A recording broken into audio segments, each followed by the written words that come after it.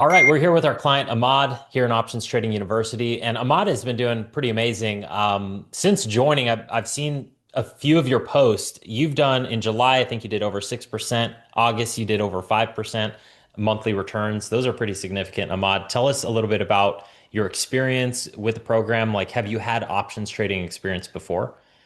So not options specifically. So when I first started my trading journey about 5 years ago, I started with Forex. I feel like everyone kind of starts there. And then Yeah. I went to like long-term investing, stocks and stuff like that. I had a lot of success, I would say, with that. But with options specifically, a little bit, I would say maybe 6 months prior to joining you. I had a little success in the beginning with a lot of like the leverage ETFs, doing cash secured puts on those. And then, when the tariff crash happened, I was very over leveraged in that and in leaps due to my previous mentor, just Okay. steering the wrong way. So I kind of got caught with my pants down there. And I was watching your videos for quite some time, and I was like, hey, let me give this a shot. I was hesitant at first, and you guys reached out to me a couple of times, and I was like, you know what? I'm sold. Let's do it. So I wouldn't say Awesome. a lot of experience, but I had some experience. Cool, cool, awesome. Yeah, and that shows too. Like, actually, you've grown so much Market just is from the open. time of joining. What time? Like, I'm trying to remember when did you join in July or was it maybe it was It was June? for June. I think it was June.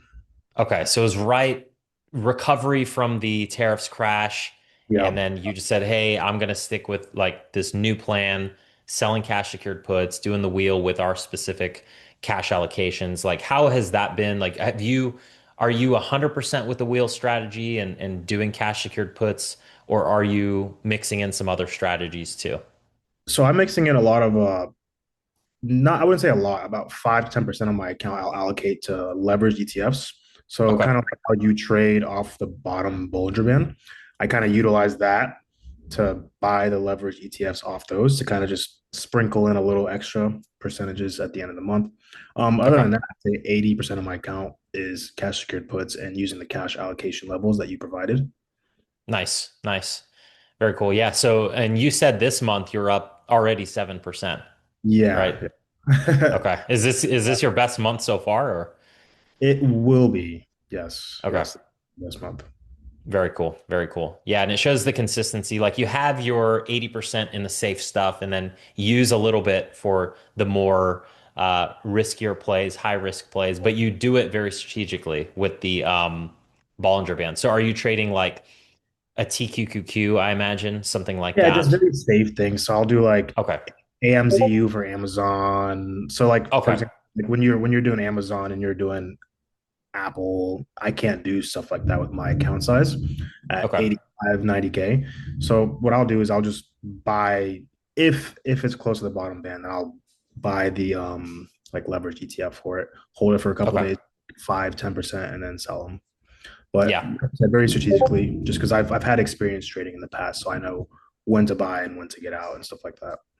For sure, for sure. And that's like something I do say in the group. I'm like, don't do leverage ETFs, but the way you're doing it very strategically, kind of how we do our leaps.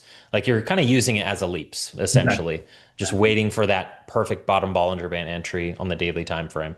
So very cool, very cool. Um, so your account is now 85K. What did you start off with when you first joined? I think I was at like 50, but then I deposited like around 18. So I have some screenshots here. I don't know if you want me to share them with you just for the video, but I took screenshots of my Robinhood for the week, month, and then the past 3 months, just so you can share in the video. And I think for Yeah, 3 months, let's see, I actually, it am might not be possible to share in the video. That's okay. I'll put up some screenshots for the website so people can see that. the past Um, 3 months up yeah, 14K. very nice. Yeah. Awesome. That's pretty good. Yeah, that's really good. Really good on your account size. It's amazing returns. For And sure. usually too, like I remember when my account size was under 100K for sure, like I was taking on definitely a little bit more risk too to grow it as well. So, but it's perfect timing with rate cuts and kind of how the markets are going. Um, I guess what was the struggle before? You said you were kind of maybe steered in the wrong direction with some leverage plays, stuff like that. What really changed in your your strategy? I guess what's the biggest kind of takeaways? So I wouldn't even say the leverage were the issue. I would say more of the leaps. So one of my Okay. previous, I won't mention his name for YouTube stuff, Yeah. whatever. Yeah, I'll tell you for later if sure. you want. For sure. He was very big on just leaps, leaps, leaps, leaps, leaps. So I was just Okay. maxing leaps. February just had so many leaps open. The cash secured puts on the leverage trades, it didn't do as bad as you would think. But still, like you said, I don't recommend them people who aren't somewhat experienced in trading. But the leaps are really what got me. And then, Okay. I went to him and I said, hey, you recommended opening up all these leaps. Should I close them? Should I hold them? Maybe close them and put them in like QQQ, or what should I do? And he's like, yeah, just go ahead and close them and then wait for the right time to buy QQ. And I was like, Mm, all right, cool. yeah. So end up taking like a massive loss on that. Okay. Year to date, I think I'm way past like 12% already for my portfolio, which I was Nice. down, a lot Right. essentially Because because of you were that. making up for some Yeah. of the dip. Well, Yeah. I also just switched to Robinhood. So my previous portfolios, those were like long-term holds that I transferred funds over, and Yeah. those did really well. But that's just kind of putting money in and just leaving it. Yeah. The home run portfolios, as we call it. Yeah. Well, that's good. Hey, at least you're making up for that. You have a strategy now, especially with the leaps too. I did a YouTube like masterclass video because I think a lot of people get mixed with the leaps. Like they don't have a strategy for what happens if it goes against you. But since you are in leaps in like quality companies and we go out a year and a half, 2 years, you're going to be fine, right? Those will come back. So, 100%. um, And I think the biggest takeaway is like the VIX allocation. So mm, not many people use the VIX in that way. Had one mentor, he uses the VIX, but he doesn't like allocate cash to the side in accordance to the VIX, if that makes sense. You know what I mean? yeah. I think like that within itself is what could save a lot of people headache in the long run. 100%. Yeah. 100%. Yeah. And the only reason I learned that too, and I originally got that from, like Tasty Live, Tasty Trade methodology, but I kind of applied it to the wheel strategy, kind of came up with my own percentages because I blew up an account back in the day. So that was the only way to learn, right? Is sometimes to take a big loss. But we've all been there. And now we've recovered. So that's good. What is your goal with this? I guess, like, what's the overall goal? Make it full time. I have a lot of real estate rentals. I do Airbnb, so I've been a super host on Airbnb for 4 years now. I have Oh, very cool. nine Airbnb properties and seven Section 8 properties here in Florida. Wow. So I am I'm closing on one at the end of this month. I'm selling it, getting rid of it, and I'm going to dump that money in my Robinhood account. Potentially, I'm going to sell two more, try to get that Okay. account to 300K. And I think from there, I could get to a million pretty close. And then I'll be on the 10 million, you know, run with Yep. you. Very nice. Very nice. That's really cool that you do real estate, you do Airbnb rentals as well. We do have a few clients with real estate. Do you look at them as two separate buckets, or now that you're doing this strategy, like, is your thought process like, oh, I might want to move some of the real estate money into the trading account, or how does that work for you? 100%. And I'll tell you exactly why. So real estate's a headache. You make, for example, I have a house. It's a Section 8 property. The government pays the rent, so I'm making probably $800 a month. But Okay. capital tied into this property, it's over 50K. So 50K to make $800 a month. It's great money, but you get these tenants who break your doors and your fridge or your flooring, your walls and stuff like that. So it's like you're repairing so much, especially with Section 8 properties. At the end of it, you're like, wow, I really am not making money. So you're kind of just in that game for the long haul and you're waiting Hmm. that 20, 30 years for the house to be paid off. And then you're making a lot of money and you have all that equity. So Right. I don't want to wait 20, 30 years. So I'm like, I'd rather make even 2%, which bare minimum I can make 2% with this strategy. I'd rather Per do month. that, make a little less and make $600 instead of 800 and not have to deal with a tenant or late payments or whatever the case might be. So I Yeah. think I'm slowly shifting my mindset to be like, hey, maybe real estate is not everything that it seems to be. I will always Hmm. have some properties, just to kind of diversify myself, but I would For rather sure. be more allocated in this essentially.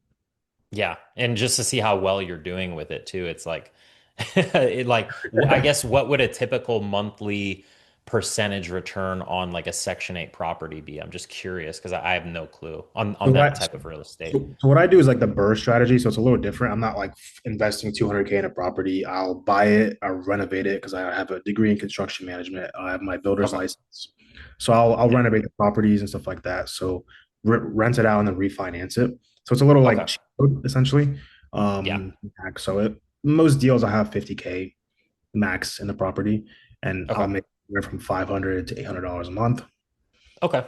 Yeah. So definitely it's a higher play, higher percentage cash flow than a typical like residential Correct. home, like a normal resident. That Or makes just sense. That makes putting sense. 300K in and just making like $1,800 a month or something. Yeah. Right, right. That Different makes different sense. approach. Yep. Yeah. Well, that's cool that you have both. Now you have both, expertise in both options trading and that. So you can take advantage of that long term and also tax advantage with the real estate. But it looks like you're also wanting to go heavy in the trading too. So that's exciting. I am just because I see the vision. I think since I've joined you, I don't think I've done under 5% a month. Yep. So 4 months, I'm just consistent 5, 6, 7%. So it's like Yeah. I see you there in the one of the channels too with some of our other traders and like you and a few others are really outperforming and it's cool to see. It's inspiring to me because I'm like, oh wow, like yeah, they're beating me on the returns. So yeah. Well, that's I'm sure you're busy. I try to make it like every day I'm here for a couple hours. okay. I'm closing out a lot of these cash secured puts at like 25, 30%. I remember you spoke about this. You said one member was seeing a lot of success with that. So I started doing that. And Okay. I've seen the returns just ramp up like crazy by doing that. So Obviously, this one, you'll close out like maybe you're up 30% of premium and then you immediately roll oh, that up to a higher position. yep, yep. Okay. And Yeah. it's worked out great where I'll stay under the 30 delta just by doing that. I'll Interesting. roll up 50 cents or a dollar and I'll still be under that 30 delta. I'll choose the Yep. same date. Maybe I'll go like a week out essentially, but most of the time it's A the same. week further out. Yeah. Okay. Interesting. Yeah, I mean, it's worked well in this market because we're kind of just melting Exactly. up. Yeah. So it's worked really well. And then if you do get a sign, cool, you got a little discount too on the stock. But I'm sure once we start going down, it's not going to work out too well. So I'll have to adjust a Yeah. little. Yeah, and you could kind of, once the market starts tanking a little, you'll feel it. And then you'll be like, okay, 100%. maybe I don't roll as much. Yeah. Yeah. Those Um, saber deltas and stuff like that. do you feel pretty confident for the next pullback? Maybe 10% pullback, I 15%? do. I do. Okay. Yeah. So I went pretty cash heavy today, which I know you said I'm very conservative that one time, but I went 60% cash again today Wow. before that dip Yeah. this I just sensed something was off and I was like, let me just pull this because my biggest position was PLTR and that eats up Okay. like 28% of my account. Yeah.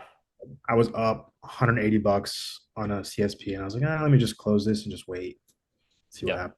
And that freed up a lot of capital. That Essentially. makes sense. I remember that because you freed up cash right before the Jerome Powell kind of interest rate decision. We Yep. saw the VIX fear spiking, fear going up as the market was heading to new all-time highs, and we're seeing that right now too. So it's kind of a weird situation. Yeah, my guess But is like 18 VIX this week. That's what I'm yeah, seeing yeah. around. I think we might get that pullback we're looking for. And that's cool too. Like, has your mindset changed on that? Because I notice in the group as a whole, like everyone gets excited when the market goes down. We all get Yeah. excited versus 95, 99% of investors are like freaking out. Yep. Yep. How's that I'm change for you? 100% excited for these pullbacks now because I'm ready. I'm ready for it. I'm watching the VIX and I'm allocating in accordance to that. So I'm ready for any dip that we get. I'm actually looking forward to it, because I want to Yeah. outpace the QQQ or SPY. So at the end Yep. of the day, I want them to pull back.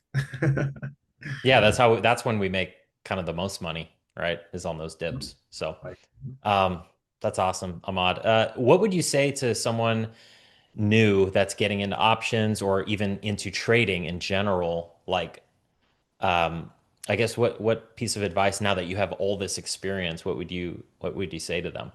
honestly, I would say for the first month or two, stick to like one or two tickers. Don't try to jump into anything crazy.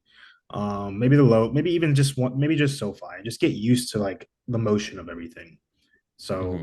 enter a couple cash script puts on like one position that you're doing that is a small amount or a small dollar price, and just kind of get used to the motion of opening a cash secured put, closing it, and all those kind of motions, and just watching how the chart moves and why you close a trade, when you close a trade. And after 2 months, then they can start allocating more funds and stuff like that. But I think in the beginning, someone who has no idea what they're doing, I think it's a smart idea just to kind of take things slow and just relax and just kind of see where things are going, you know? Yeah, that's good advice. SoFi, that's actually the best stock to do it on. It's been pretty safe, Yeah. pretty consistent. I forgot to ask you one more thing too. Like, how has your experience been in the Discord, and how important is the Discord to you? Because I know you're very active in there. Like, yeah, tell us your experience in the Discord so far. I honestly I love it. I think it's very beneficial. I think there's a lot of people in there who know a lot of things, have a lot of experience. So I get nuggets off them. Maybe someone gets a few nuggets off of me, and I think it's like a big family at this point. We all just kind of help each other out, and Yep. that's what trading is about. Because at the end of the day, trading is boring if you do it alone. So it's nice to have a community to bounce ideas off of and things like that. 100%. I agree with that. That's why I created the group. It gets boring kind of sitting there trading on your own. And sometimes even some of the tickers that, I'm in now is because of you guys. Like, a couple clients mentioned even when I wasn't in HIMS was a new one. Yeah. Celestica was a new one. Those were all from the group. So, I think I um, bought you STX. I don't think you've dabbled with it yet, but that's yeah, interesting. I haven't dabbled with it yet. Waiting for a pullback on STX, so that's If we get it, if definitely we a get gem. Yeah, it. it's going straight up. Looks like a crypto chart, but the PE ratio is great. So, Yeah, yeah. um, yeah, that was a good find, Ahmad. Good find. But I appreciate you hopping on the call and sharing your experience. Of And course. I'm sure we'll do this again. We'll check in maybe like 5, 6 months, see how you're doing. Yeah, hopefully then I'm at like 300K. That's the Let's goal. go. Let's Let's do go. Let's do it. it. Awesome. I appreciate your time.